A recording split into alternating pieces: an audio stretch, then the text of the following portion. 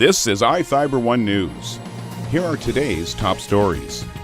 Grant Transit Authority commemorated 20 years of service on Saturday with a celebration at the Ephrata Amtrak station. Soap Lake Police are hosting their monthly town hall meeting on Wednesday. Scientists and doctors were able to diagnose a rare condition affecting 8 Washington children.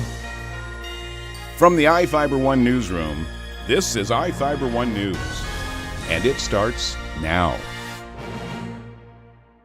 Grant Transit Authority commemorated 20 years of service on Saturday with a celebration at the Ephrata Amtrak station. The Amtrak station is where Grant Transit first started, and it still serves as a transit point for riders in the Quincy and Ephrata areas. A big part of the celebration was providing information on the new multimodal transit center under construction in Moses Lake and the unveiling of the new Grant Transit Authority logo. The new transit center is expected to be completed next summer, and the attendees at Saturday's celebration were able to see the designs for the new building and learn about services offered in Grant County. In its 20th year, GTA has grown significantly, adding bus service between Soap Lake and Ephrata and weekend service in the Moses Lake area. The new transit center will serve as a hub for Grant Transit and other bus lines. It'll include passenger amenities such as an enclosed waiting area, public restrooms, customer information, bicycle storage lockers, and a taxi drop-off and pickup area. This is Joe Utter for iFIBER 1 News. Soap Lake Police are hosting their monthly town hall meeting on Wednesday. Interim Chief Ryan Cox is inviting residents to participate from 5 p.m. to 6:30 p.m. at the Soap Lake City Hall Council Chambers. This month's meeting includes a workshop exercise with Soap Lake police officers, where attendees will break into small groups to talk about current problems in the city and discuss possible solutions. Cox started the town halls in September as a way to increase transparency with the Soap Lake community and have a chance to answer questions from residents in an open format. Soap Lake City Hall is located at 239 2nd Avenue Southeast. For more information, call the Soap Lake Police Department at 509-246-1122.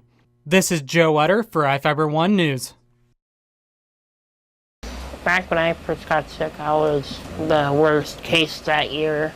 In 2014, Hayden Wardall went from an active 13-year-old to losing the ability to move from the neck down after contracting what doctors believe to be acute flaccid myelitis. There were so many of us like in 2014, and now there's even more this year.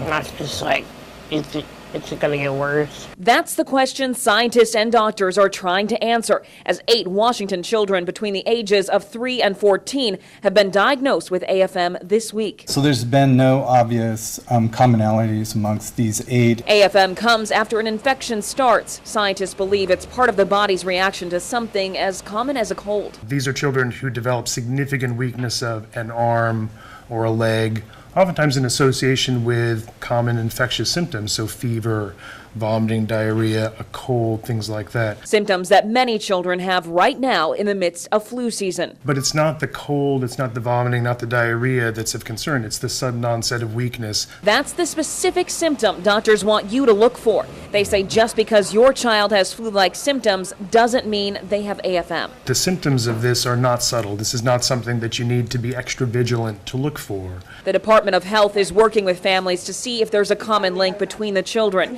whether it be diet, medication, or something else. Right now, all doctors can tell parents to do is prevent the start of infections in general. The most important thing to do to prevent it is usual excellent hygiene, washing your hands, covering your cough, those sorts of things. Annie Andrews, Q13 News.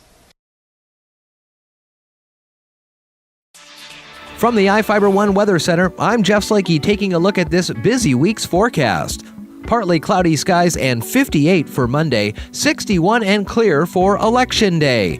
Wednesday, again 61, 60 for Thursday, and for Veterans Day Friday, mid-50s with a chance of rain. For iFIBER 1 News, I'm Jeff Slakey. This is iFIBER 1 News. For more information on these stories and other news, visit us online at iFiber1.com or check us out on Facebook.